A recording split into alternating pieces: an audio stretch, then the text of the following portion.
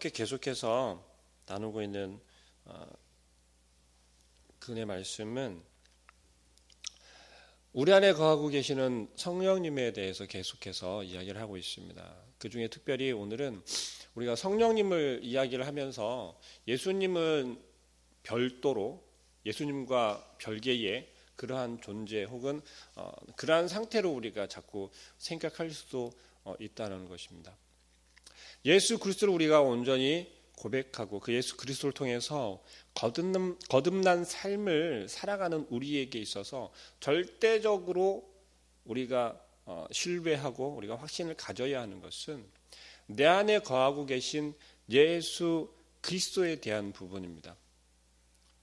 성령님이 우리 안에 거하시고 성령님께서 역사하신다라고 해서 예수 그리스도가 우리 안에 거하고 계시지 않다라는 게 아니라는 말씀이죠. 우리는 성령님을 의지해야 한다고 계속해서 이렇게 강조하고 말씀을 나누었습니다. 왜 성령님에 대해서 강조를 하였는지 처음 시간에 제가 간단하게 말씀을 드렸었는데요. 하나님에 대해서는 우리가 우리를 창조하시고 세상을 만물을 창조하신 그 전능한 하나님이다라는 것을 우리는 아주 처음부터 유치원, 유치부 때부터 배우잖아요. 그리고 예수 그리스도가 우리의 죄를 해결하기 위해서 우리의 죄의 문제를 해결하기 위해서 하나님께서 이 땅에 직접 오셨고 십자가에 달려 죽으시고 그것은 바로 단 한 사람 나의 죄를 해결하기 위해서 그랬다는 것이죠. 문제는 그 예수 그리스도께서 이제 죽으시고 부활하셨는데 그것도 우리가 잠깐 있다가 하나님께로 다시 올라가셨다는 거죠. 우리 곁에 남아있는 사람이 우리 곁에서 영원히 우리에게 힘을 주시고 능력을 주시고 우리를 지켜주시고 우리가 영원한 생명을 주시겠다라고 하신 그 예수 그리스도가 이제는 우리 곁에 없다라는 데 문제가 생기게 됐죠. 하나님께서 그걸 아시고 예수님께서 우리에게 보내주시기로 약속하신 보혜사 성령님을 보내주셨어요. 그런데도 우리는 여전히 그것을 망각하고 잃어버리고 살아간다라고 지난 시간까지 저와 함께 나누었습니다. 그럼에도 불구하고 여전히 우리에게는 확신이 서질 않아요. 어떤 확신이 서질 않는다고요? 성령님께서 우리 안에 거하신다는 확신이 서질 않아요. 예수님께서 우리 안에 거하신다는 확신이 서질 않는다고요. 믿어지지가 않는 거예요. 나는 구원받은 자이고 나는 여전히 하나님의 자녀로 살아가는데 불구하고 우리의 고백은 우리의 삶은 전혀 변화됨도 없고 바뀌는 것도 없고 예수님을 알기 이전이나 이후나 달라지는 게 없어요. 그런데 한번 생각해 보십시오. 여러분들의 마음속에 정말 달라진 게 없을까요? 내가 예수 그리스도를 만나고 주님을 영접했습니다. 내가 주님 나를 위해서 십자가에 돌아가셨다는 것을 내가 믿습니다. 이제 내가 하나님의 자녀가 되었다는 확신도 섰습니다. 그런데 그 고백을 한 이후에 정말 달라진 게 없습니까? 곰곰이 생각해 보시죠. 여러분들이 생각할 때 여러분들의 마음속에서 혹시 갈등이 일어나진 않습니까? 여러분들의 마음 가운데서 어느 순간부터 근심이 생겨나지 않습니까? 어떤 근심이냐고요? 내가 이렇게 살아도 될까? 하나님이라면 어떻게 했을까? 예수님이라면 어떻게 했을까? 내가 하나님의 자녀인데 과연 이렇게 살아가는 게 옳은가? 내가 하나님 앞에 나와서 예배하는데 지금 내 모습이 옳은가? 내가 말씀을 묵상한다라고 하는데 내가 아버지 하나님의 이름을 부르짖는다고 하는데 지금 내가 이렇게 주님을 부르는 게 옳은가? 내가 믿음이라고 이야기를 하는 이 믿음이 옳은 것인가? 맞는 것인가? 라고 하는 고민이 들지 않습니까? 그런 갈등이 생기지 않습니까? 제가 담대히 말씀드리건대 만약에 그런 고민이 있으시다면 그런 갈등이 마음 가운데서 일어나고 있다면 여러분 안에 분명히 예수 그리스도께서 거하고 계신 것입니다. 그렇지 않고서는 그런 고민을 할 수가 없다는 것이죠. 자, 정말 정직한 사람이 있습니다. 정직한 한 학생이 있다라고 생각을 해보십시오. 이 학생은 우리가 흔히 말하는 버버시도 살만한 그러한 아이라고 생각을 합니다. 그런데 학교에서 불의한 모습을 바라봅니다. 어떤 거요? 왕따 시키는 거요. 친구들이 괴롭히는 거요. 그것을 두 눈으로 계속해서 바라봅니다. 자, 이 친구가 그것을 바라보고 마음속에 갈등이 생길까요? 안 생길까요? 어떤 갈등이냐면 저걸 말을 해야 돼? 아니면 내가 그냥 모른 척 해야 돼? 내가 말하면 내가 괴롭힘을 당할 것 같은데 그래도 내가 말을 해야 될까? 아니면 그냥 모른 척하고 참아버릴까? 우리의 마음 가운데는 이러한 마음이 생긴다는 거예요. 왜요? 우리 안에 선하신 예수 그리스도께서 우리의 마음을 계속해서 어떻게 한다고요? 움직이고 계시다는 거죠. 우리 안에 거하시는 성령님께서 우리의 마음 가운데 나의 옳은 마음과 그른 마음을 자꾸 만지고 계신다는 거예요. 우리의 신앙 가운데서도 마찬가지요. 우리는 하나님의 자녀로 살아가겠다고 이제 고백을 했고 확신을 가졌어요. 하나님, 나를 이제 하나님의 자녀입니다. 그런데 내가 어떻게 살아야 할까요? 처음에 하나님을 고백할 때는 무엇을 하든지 어떠한 상황이 되든지 내가 잘 해낼 수 있고 담대하게 감당할 수 있을 것 같은 마음이 컸어요. 그런데 그 고백을 하고 나서 돌아서니까 두려워지는 거예요. 뭐가 두렵습니까? 나를 버려야 하잖아요.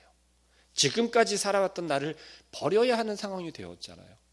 익숙한 것을 바꾸어야 하는 상황이 되었잖아요. 우리는 그게 두려운 거예요.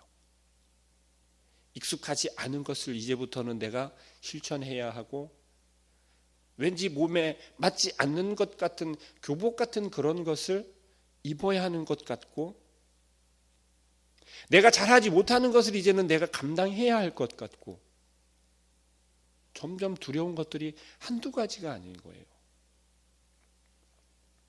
우리가 늘 하던 것은 일상에서 아니면 지금까지 살아오면서 우리 손에 익었던 것은 어떻습니까? 연습을 하지 않아도 자연스럽게 할 수 있잖아요.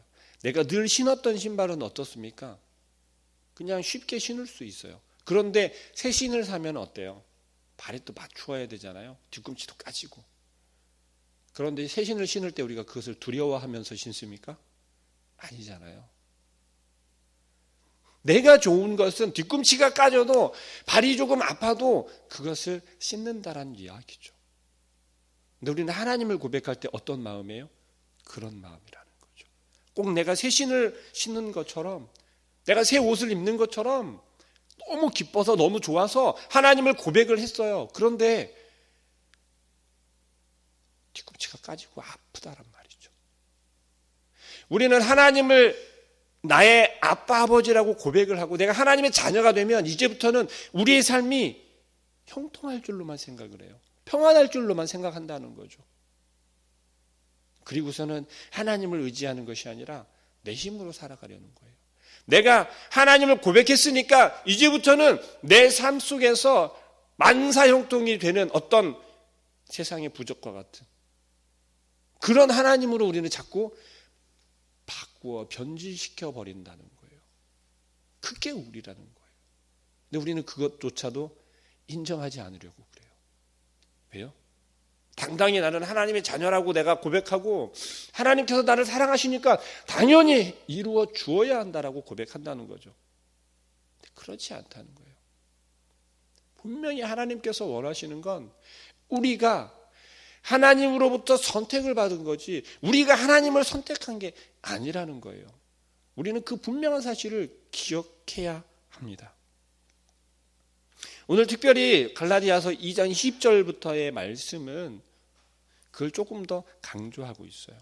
뭐냐면 내가 그리스도와 함께 십자가에 못 박혔나니라고 바울은 고백합니다. 예수 그리스도 혼자만 나를 위해서 십자가에 죽으신 게 아니라 예수 그리스도가 십자가에 달려 죽으심을 내가 믿고 주님 예수 그리스도의 죽으심은 나 때문입니다. 나의 죄 때문입니다. 나를 살리기 위해 죽으신 것입니다라는 것을 고백하고 그 예수 그리스도를 믿을 때 비로소 나도 그 십자가의 주님과 함께 못 박힘을 받는다는 거예요. 어떻습니까? 그렇게 십자가에 주님과 함께 못 박혔는데 내가 예수 그리스도와 함께 사는 거예요? 아니면 예수 그리스도는 따로 있고 나 혼자 내가 만든 주님을 만들고 사는 거예요? 내 안에 예수 그리스도가 함께 사는 거잖아요. 내가 예수 그리스도와 함께 사는 거잖아요. 근데도 우리는 자꾸 어떻게 한다고요? 우리가 만들고 있어요. 나를 위해 죽으신 예수 그리스도는 있어. 그래, 내가 그 예수 그리스도를 믿는다니까. 그리고 지금 현실에서 이 삶에서 내 삶에서 내 안에서 역사하고 나에게 힘을 주고 능력을 주는 것은 내가 원하고 내가 만드는 거라는 거예요. 어떻게 해요? 내가 이 세상을 살아가기에 좋도록요. 내가 원하는 대로. 이건 뭐예요? 우리 유튜브 아이들과 지금 10계명을 하고 있거든요. 내가 다른 신을 만드는 거랑 마찬가지죠. 내가 우상을 만드는 거와 마찬가지라는 거예요. 여러분, 우상이 영어로 하면 아이돌이에요. 아이돌. 지금 텔레비에서 10대들이 그렇게 열광하고 있는 아이돌 가수, 아이돌 연예인, 개그맨, 탤런트, 그 아이돌이라고요. 그게 우상이라고요. 여러분들 어린 친구들만, 학생들만 그 아이돌을 만드는 게 아니에요. 어른들도 마찬가지예요. 나보다 더 소중하게 여기고 우리가 살아가는 삶 속에서 나보다 내가 더 롤모델로 삼고 살아가는 그 자체가 우상이라는 거예요. 근데 어떻습니까? 없습니까? 있잖아요. 저도 좋아하는 게 있어요. 정말 좋아하는 게 있어요. 근데 그걸 한 번씩 생각해 보면 요즘은 조금 덜 하긴 하지만 예전에는 아주 그거에 빠져 살았던 적이 있어요. 저도 그때까지도 그것을 인식하지 못했었어요. 근데 그게 바로 우리가 만들고 있는 우상이더라고요. 우리는 그와 같이 너무 소홀하게 생각해요. 뭘요? 하나님을 바라보는 것에 대해서 예수 그리스도와 함께 살아가는 내가 예수 그리스도 통해서 예배한다라는 것에 대해서 너무 소홀하다는 거예요. 우리는 너무 자만하는 것 같아요. 내가 잘할 수 있고 내 힘으로 할 수 있고 내가 지금까지 살아왔던 경험이나 연륜이나 아니면 내가 가진 지식이나 그런 것으로 하나님을 바라보고 예수 그리스도를 고백하려 한다는 거죠. 그리고 그것이 우리의 삶이다라고 그저 인정해버리는 거예요. 저보다 훨씬 더 오래 사신 우리 권사님, 집사님들이 계시니까 이렇게 말하면 너 참 웃기다라고 말씀하실지 모르겠지만 정말 그런 것 같아요. 아무리 오래 살았건 적게 살았건 예수 그리스도가 내 안에 있고 그 예수 그리스도를 통해서 그 예수 그리스도의 힘을 인해서 우리가 살아가지 않으면 헛된 거라는 거예요.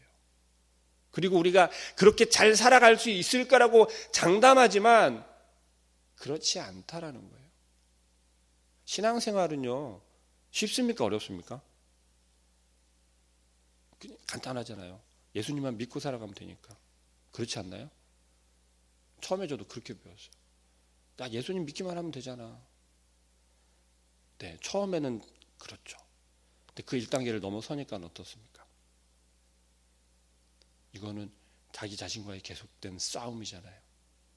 나를 자꾸 죽여야 되고 버려야 되고 나를 변화시켜야 되고 번데기가 계속해서 번데기 벗으면서 탈바꿈을 하듯이 우리는 예수 그리스도를 통해서 계속해서 변화되어야 하는 거예요. 싸워야 되는 거고 싸워서 나를 어떻게 해야 됩니까? 자꾸 눌러야 된다는 거죠. 그러면 어떻게 되는 거예요? 이제는 내가 주인이 되는 거예요? 아니면 내 안에 사실은 예수 그리스도가 주인이 되는 거예요? 결국은 예수 그리스도가 나의 주인이 되게끔 나를 죽이고 나를 버리고 나를 짓누르는 것이 그게 예수 그리스도가 내 안에 살아가시는 거라고 믿습니다. 오늘 말씀에서 또 이렇게 이야기합니다. 오직 내 안에 그리스도께서 사시는 것이라. 이제 내가 육체 가운데 사는 것은 나를 사랑하사 나를 위하여 자기 자신을 버리신 하나님의 아들을 믿는 믿음 안에서. 이해되십니까? 우리의 믿음이 바로 이 신앙의 고백이 되어야 한다라고 생각합니다. 그저 입으로만 말로만 하는 내가 예수님을 믿습니다. 내가 하나님의 자녀입니다. 이제 하나님의 자녀로 살아가겠습니다. 라고 말로만 고백하는 것이 아니라 내 안에 거하시는, 내 안에 살아가시는 예수 그리스도가 이제는 내가 나타나는 게 아니라 나의 삶을 통해서, 내가 살아가는 것을 통해서 예수 그리스도가 살아가신다라고 하는 그 확신을 가지고 내가 그 예수 그리스도만 믿습니다. 그 예수님만 믿습니다. 우리의 믿음은요, 예전에 어떤 목사님이 설교하시면서 그렇게 말씀을 하셨어요. 우리의 믿음은 싸구려가 아니라 세상에서 가장 좋은 최고급보다도 더 좋은 최상급의 것이라고. 처음에 제가 조금 속으로 반발했어요. 왜 반발했냐면요, 그 표현 때문에 그랬어요. 어떻게 예수님이 죽으신 것을 그 세상의 어떤 상품이나 그 뭐 물건 같은 거 있잖아요. 뭐 과일이나 그런 거 보면 이건 최상급 포도입니다 막 하잖아요. 그런 거에 비교를 해서 말할 수 있을까라고 어린 마음에 그런 생각을 했었어요. 그런데 잘 모르는 우리들에게는 그 표현이 가장 적절한 표현이었다라고 나중에 생각이 드는 거예요. 그래서 회개했죠. 그 목사님에 대해서 그런 마음을 가졌던 것을.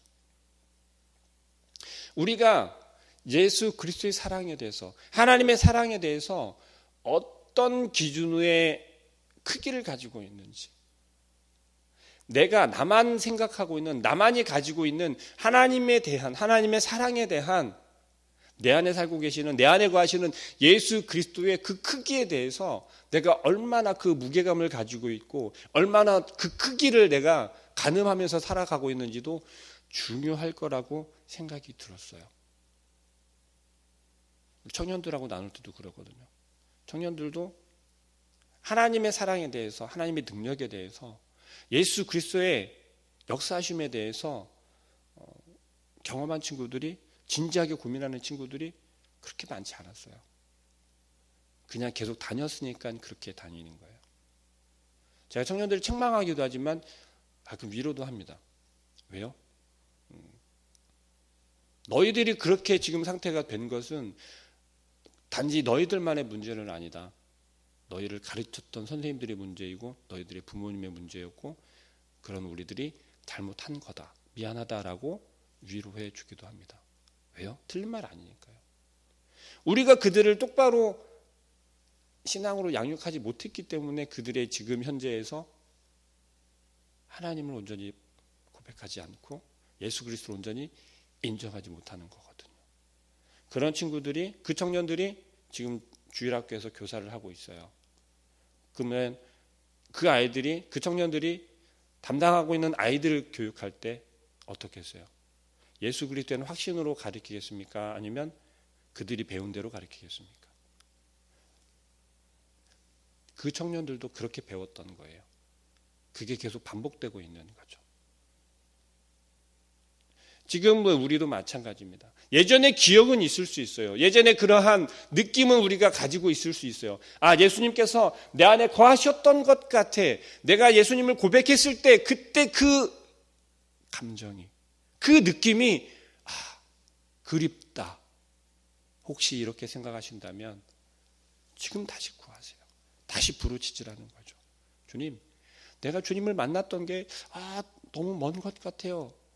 하나님의 사랑을 느낀 게 너무너무 먼 얘기 같아요. 그렇다면 지금 다시 느껴야 되잖아요. 찾아야 되잖아요. 주님께서 나와 함께 하시는 것을 내가 느끼기를 원합니다. 지금도 여전히 내 안에서 역사하고 계신 그 주님 때문에 내가 하나님 앞에 나와서 예배하는 것인데 우리는 자꾸 그것을 잃어버리는 거예요. 우리 스스로가 나와서 찾아가려고 하고 있고 우리 스스로가 하나님을 다시 한번 바라보려 한다는 거예요. 그렇지 않아요.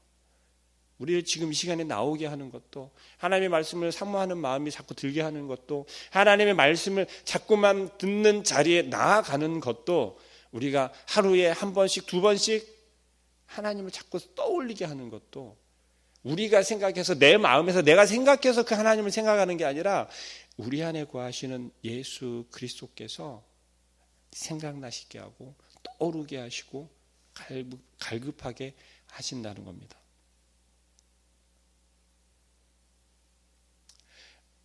우리의 삶에서 진정한 주인은 내가 아니라 누구라고요?